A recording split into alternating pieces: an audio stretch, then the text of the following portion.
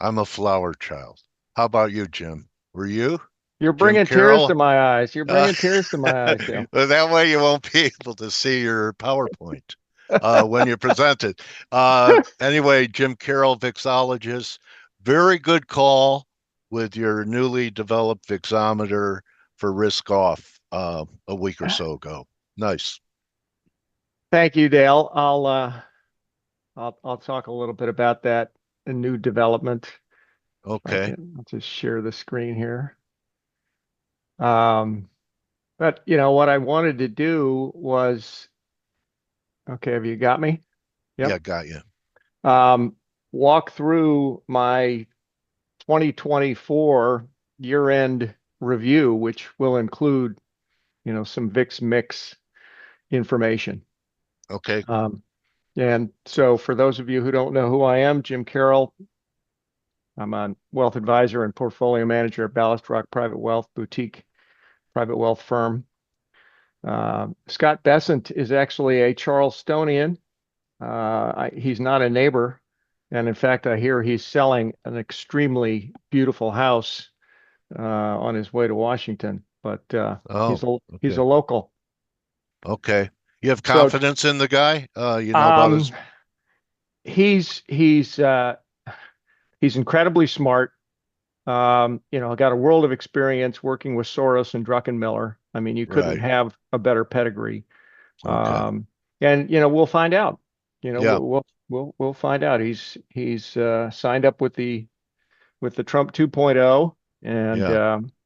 We'll see how that um, goes. we'll see how that goes. Yeah, I hope there's the wisdom to listen to the guy with the new administration. If you Right. appoint him, listen to him.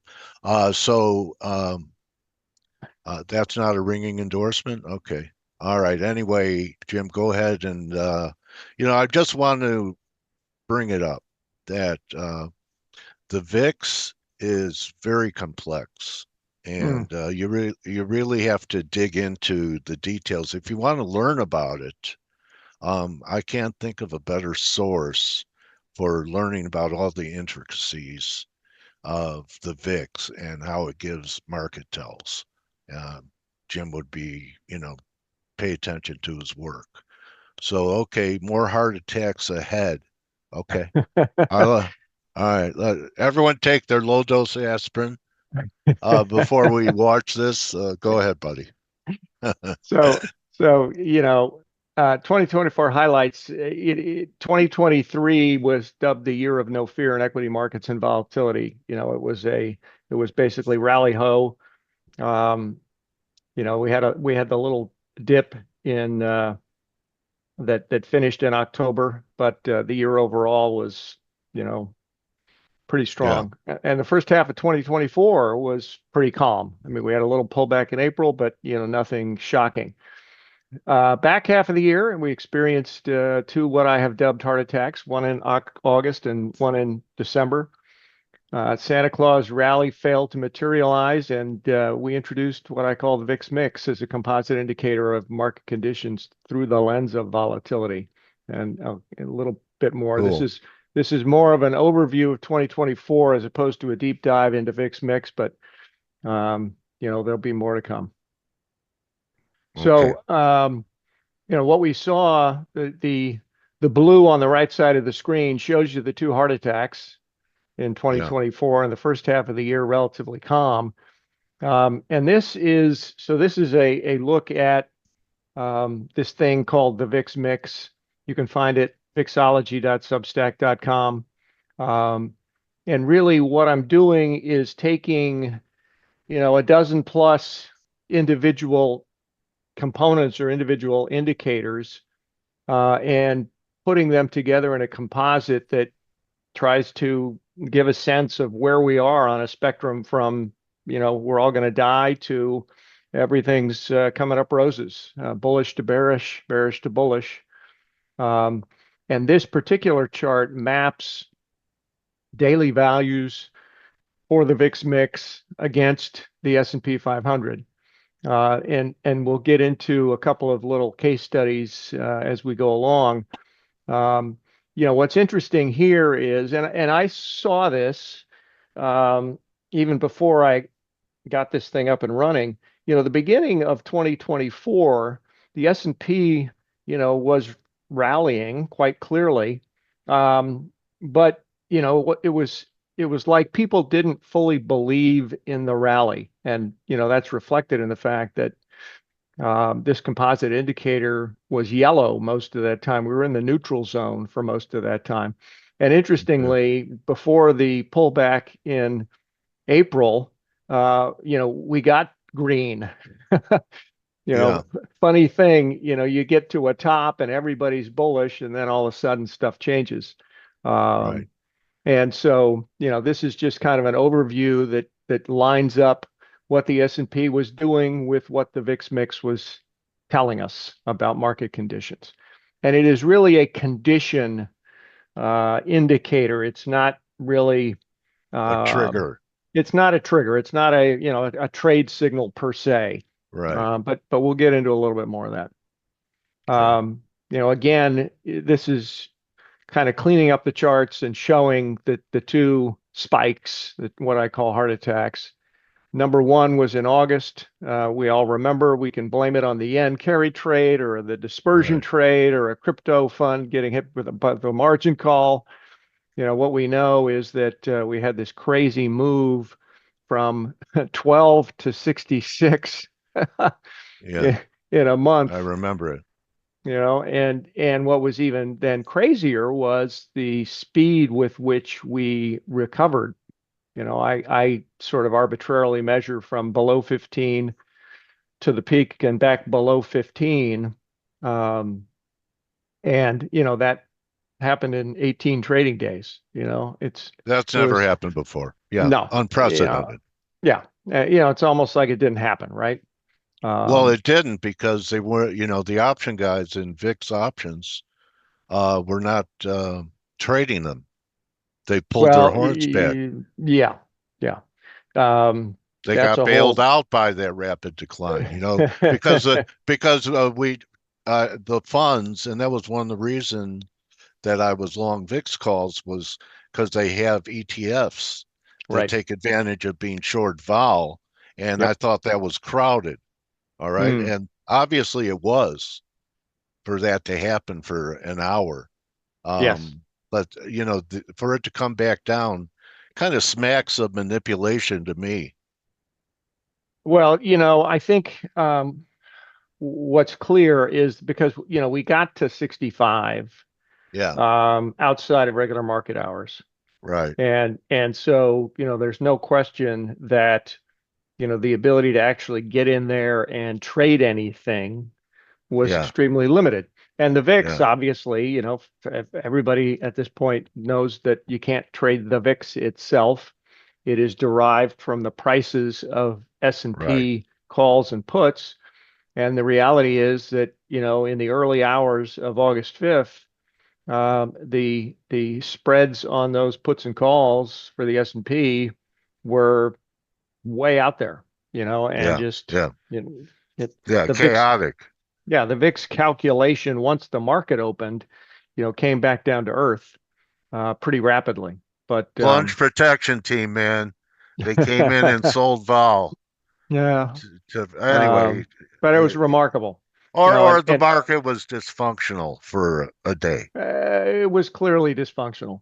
So, Okay. so, so this is that period of time through the lens of the VIX mix, and just to give some sense of, how it can be helpful to people. And it obviously depends on, what kind of trader you are, what kind of investor you are.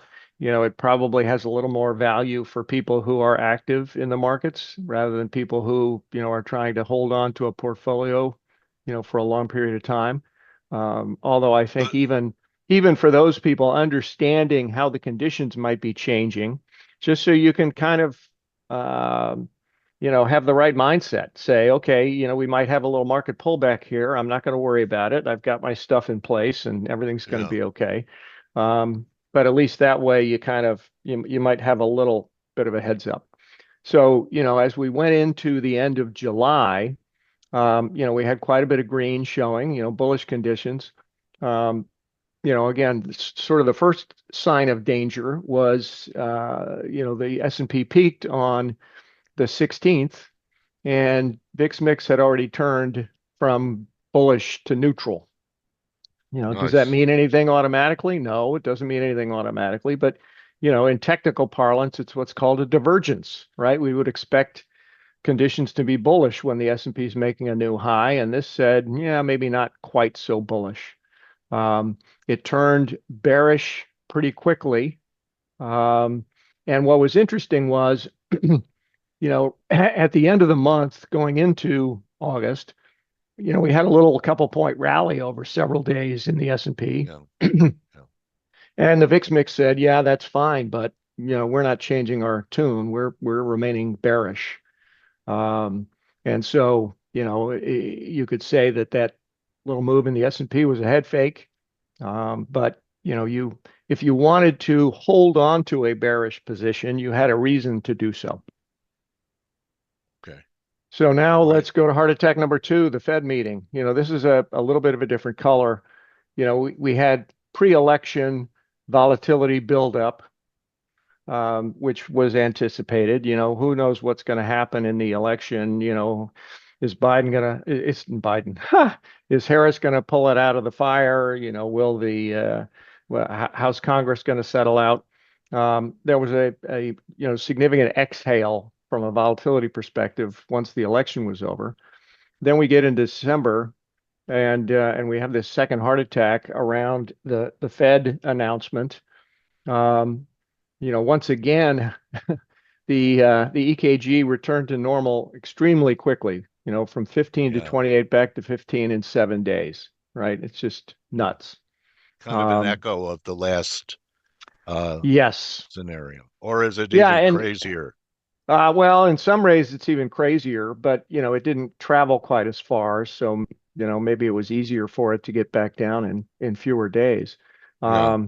But this is indicative to me. These two events are indicative to me of kind of the responsiveness in the volatility world to events, to things, to triggers. Um, and by the way, you never know how fast or how far. And apparently, you never know how fast or how far in either direction. So, this one was, much more challenging. There was certainly a lot less evidence. Um, again, through the looking at the VIX mix against the SPY, you can see how there was a buildup of, volatility expectations going into the election. Yeah. And then election day, we got into rally home mode. Um, and then going into excuse me, going into Fed day, again, you had kind of a little bit of topping action in the S&P, bullish conditions, turned to neutral the Monday of that Fed week, so Monday, Tuesday, Wednesday. But, you know, I'm not going to tell you that I knew that the reaction to the Fed was going to be like this. I think it was a very binary event.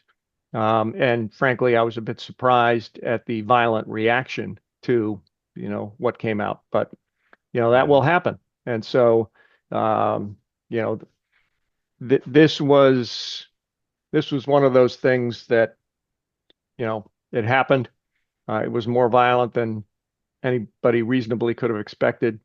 Were there signs ahead of time? Yeah, maybe, but you know, not really. Yeah. Well, it wasn't green anyway. It was yellow. Exactly. It was not green. It was yellow, Because which you would green would have expect. been a bad signal. Yes. And again, Fed meetings tend to be a time when you've got a little bit of a buildup of hedging. So, I would never be surprised to see VIX mix go neutral in advance of a Fed meeting, just indicating that people are, bearing themselves up in case something bad happens. And, that's what happened here. If you had bared up and made some bets that bad things were going to happen, it worked out great for you.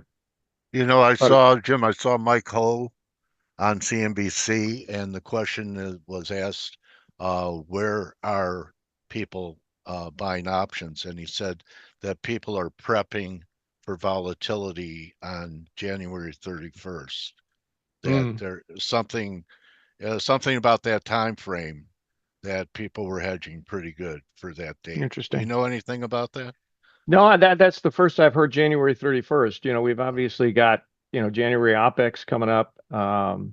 And, you know, Well, we have the it's debt ceiling limit by then. debt ceiling, I the think it's the 31st. inauguration. Well, the Yeah, debt ceiling's a bigger deal than having a the party. the debt ceiling, could be a bigger deal. Frankly, I'd be Huge. surprised if the incoming administration is going to let that be a problem, but Yeah. we'll find out, you Well, know? they're sure trying to package a lot of things with it. Usually it's tough enough to just legislate raising the debt ceiling, Yeah, let alone all of the programs in there with raising the debt ceiling. right. Anyway, just something I've been thinking about. That's And that's that's a good one. all right, buddy. So Okay, so going back to sort of the overview, 2024. If you look all the way on the right, what we see is the red dot says the average level for VIX actually declined year over year, but the range expanded. So in a sense, 2024 was more volatile than 2023, even while the average right, level dropped. Interesting, one of the things I look at is, how often does the VIX close above 20? And the answer in 2024 was not a single day in the first half of the wow, year yeah, and 20 times in the second half of the year. yeah, So we went from, absolutely unconsciously sleepy and right. easy to, Complacent, yeah, yep. Um, okay, Similarly, you had a streak of 200 VIX closes below 20 that ended with the August spike. okay, So, again, we went from complacent to, on edge. mhm, Um, with the looking at the S&P, and again, volatility plus or minus 2% moves, which almost didn't happen in 2023. We had, I think, three of them, two or three. And in 2024, there were eight, but seven of the eight were in the second half of the year. So again, everything in the a second big half. jump in realized volatility in the second half of the year. Interesting. Uh, Again, and we can all remember this super long streak of VIX closes of sorry, SPX closes without a minus 2%. And you know A that year, ended that ended on August 5th. almost a And whole year. yeah, and then we had another little bounce in that got shut down on Fed Day in December. So, we're starting over again. Um, Same thing, realized vol, same story. Average went down, but the range expanded. Um, this is looking at the term structure using SIBO's, 9-day to 1 year measures. Um, you know, August 5th was a monstrous outlier. If you look at where we were, the green dots are where we were to finish 2023, and the blue are where we finished 2024. So again, it's almost like that thing in August didn't happen, Yeah, in terms of yeah, its impact on the full year. like COVID. Right.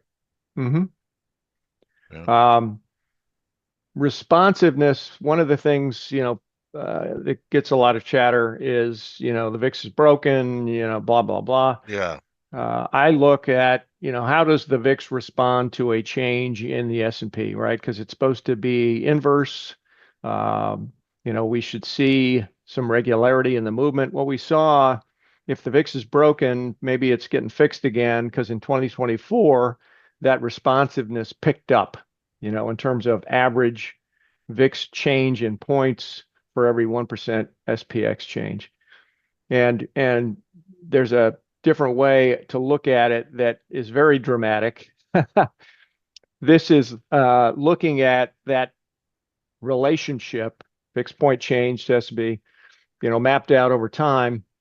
And you can see that in the first half of the year, it was relatively stable.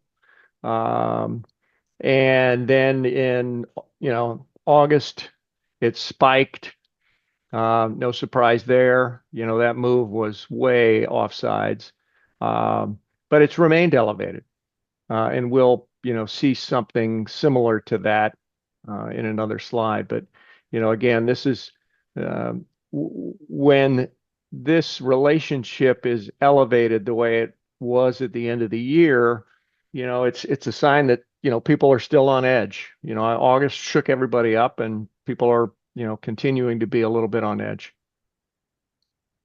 Okay. Using the VIX futures, kind of the same story. Um, Wider range, lower average. Um, in terms of backwardation, right, which I'm defining here as the front month being higher than the second month. Um, we had 48 days of backwardation in 2024, but 46 of those 48 days came in the back half of the year.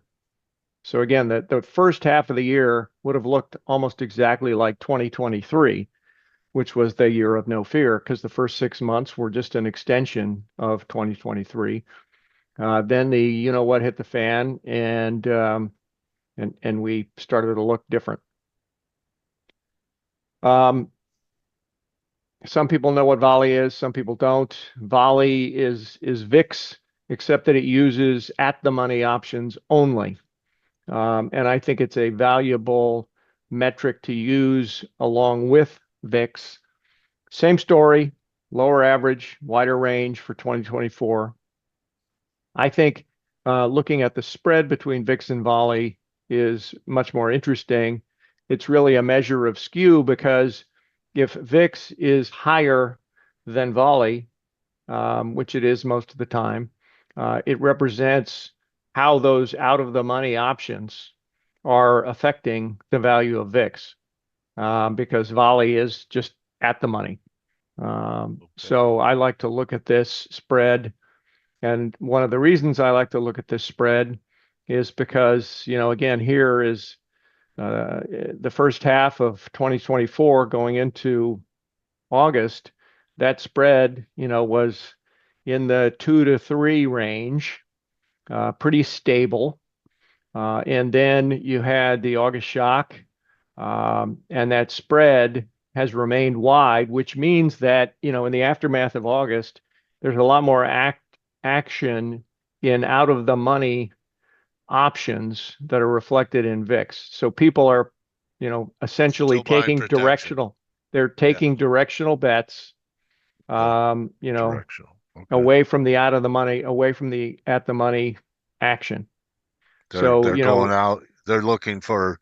They have to be looking for major moves if they're buying out the money calls and stuff like that. exactly, Okay. exactly. So there's, there's clearly some group of folks who are saying things could get wiggy.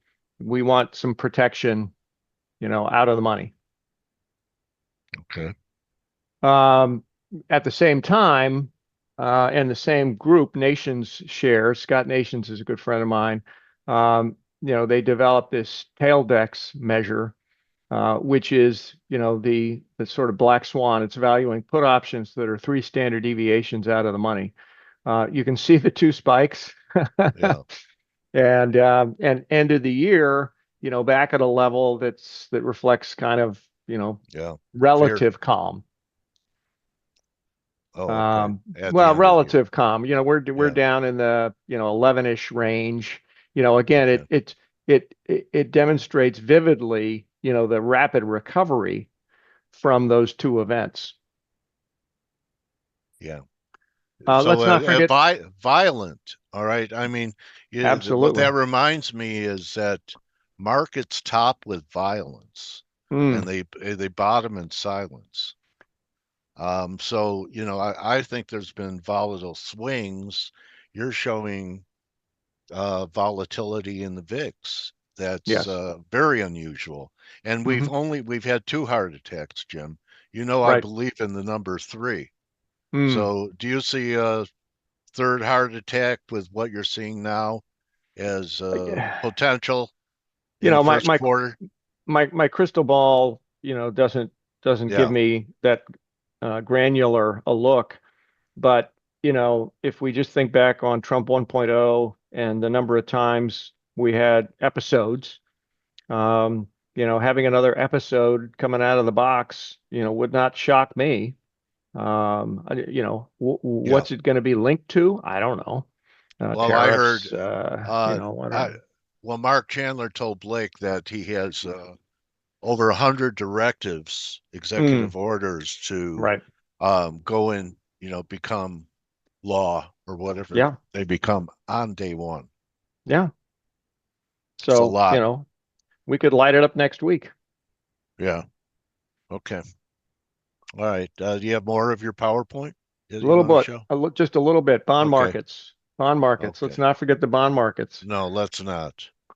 The MOVE index measures volatility for treasury bonds, in a similar fashion as the VIX does for equities. Um, and, just look at a chart of TLT, and you see that bond market volatility It's has, higher. is elevated and has just stayed elevated. Obviously, it's had its own sets of spikes, but I think that the bond market, treasury market, interest rates are a source of volatility that a lot of people should be paying attention to. Well, maybe they are, maybe they aren't. Um, because I think Could you see interest the move rates. going to new highs? Because I see two drives here again. Mhm. The two spikes, and that to me, technically, that's an incomplete pattern Yeah, until we get another. I think we can't be surprised if interest rates are a big driver of volatility over the next couple of years. Okay. Again, same story.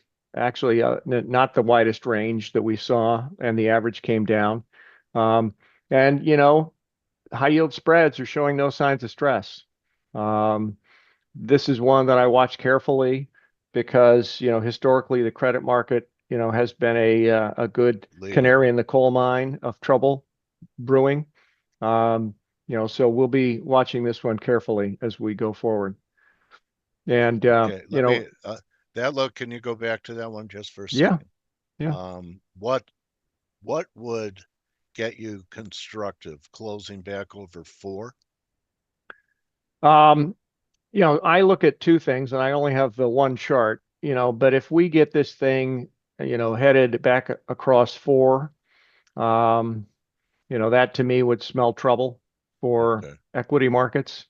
Okay. Um, because if the bond market, is repricing to that extent, historically, that's not good for equities. Um, and Okay. so that's, I'm, watching it very carefully right now. And the only trick to this that people need to be aware of is that the high yield bond data that comes from the Fed is publicly traded bonds. And a lot of the credit market, as people probably have realized, Shadow banking. has gone to private credit. Yeah. Okay. So we also spend a lot of time talking to private credit managers about what they're seeing in deals getting done and portfolios being managed, and what kind of accruals, deferrals, picks. There are some indications in some private credit portfolios that credit quality may be deteriorating a little bit. Okay. I mean, if you put an RSI under that, I Hmm. bet you'd have glaring divergence at this new low here in the credit high yield spreads. Well, I might have to take a look at that, Dale. Yeah, take a look. Shoot it to me. Anyway, Uh, that's the questions. What's Trump actually going to do? What's the Fed going to do? yeah, Geopolitics, Mag 7, yeah, all, damage. Yeah. and so, people can follow me on X at Vixologist, and they can sign up for free at vixologist.substack.com, where I've been posting every day. What's a minimum account that you guys accept over there to manage? I assume that's an RIA that Yes, manage. Ballast Rock Private Wealth is an RIA. We are a what we call a holistic wealth advisor.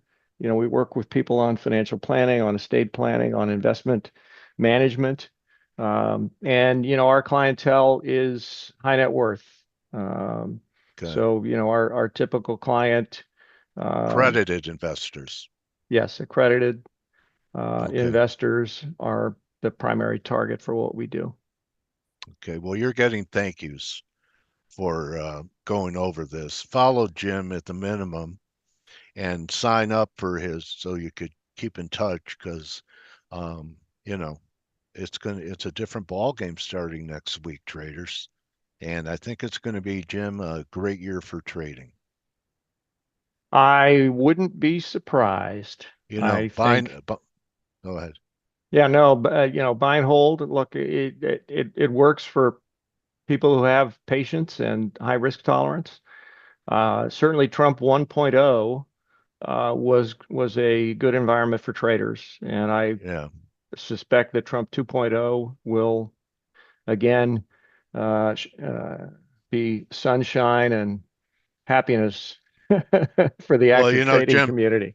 I think the days of just owning a spider, Mm, despite what the, long term says you're always okay, the market comes back, and being able to relax while you're on the golf course, right. those days are over, and that people are going to have to learn to be a little more tactical and have better risk management because the game is changing.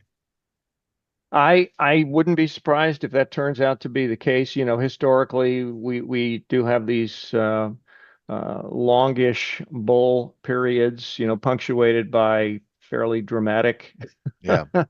downturns. And we have a lot of people um, in the markets these days who, barely remember what the global financial crisis looked like and weren't around when we had the dot-com bubble burst. So, we have a Yeah, lot of people who have not experienced those kinds of downturns. And if and when, well, I should say when we yeah. get another one, I think there will be, a lot of folks uh, panicking. Blaming their wealth manager. Of course. Uh, and one other thing, if Jim, have you ever experienced this? Back in 2000, I had prospects come to me after the Mm, dot-com bubble popped, but they were still really had a lot of major um, gains. And they hmm asked, "What should you do?" I said, "Well, why not just get out of the way?" And they said, "Well, I'd pay too much in taxes on hmm capital gains." Isn't that one of the worst reasons um, for being in or getting out of the market are tax implications? Well, it is a challenge. It's often the case that a new client will come to me with a portfolio that was put together by somebody, Yeah, perfectly well-meaning, and they got a bunch of stuff in it yeah, that I don't necessarily, like, want to keep in the portfolio, but yeah, we have to manage through the reality that some of that stuff, may have meaningful taxable gains in it. yeah, And so typically the process involves, a transition over some time period, and right. looking for ways to harvest losses to offset gains that we might realize in repositioning the portfolio. It's challenging Yeah, because yeah, I bet. Yeah, you work hard to get paid. Um, everyone thinks it's easy, and it's not easy, especially dealing with people. So anyway, I know. Anyway, Jim, thank you so much for your presentation today. It was excellent and kind of gives us a feel for what 25 could look like either way. So appreciate you edifying our community, Jim, about the VIX. always. All right. Jim Thanks, Caroll, Coach. everyone. Follow him on X at VIXologist now. Do it now. You know, follow him now so that you're in touch with what's going on. Some real good content from Jim on X that, you're going to want to see in your stream. So that's a wrap, everyone. Don't just count your pips, count your blessings, and see everyone tomorrow to wrap up the week. Good hunting the rest of the day. Thanks again, Jim Caroll, and we'll see everyone tomorrow. Adios. Hey traders, this is Blake Morrow with ForexAnalytix. Thanks for stopping by our YouTube channel. Don't forget to like these videos, share them, and subscribe to our channel so you don't miss any of the content that we provide here for free. Thanks for stopping by. I'll see you in the next video.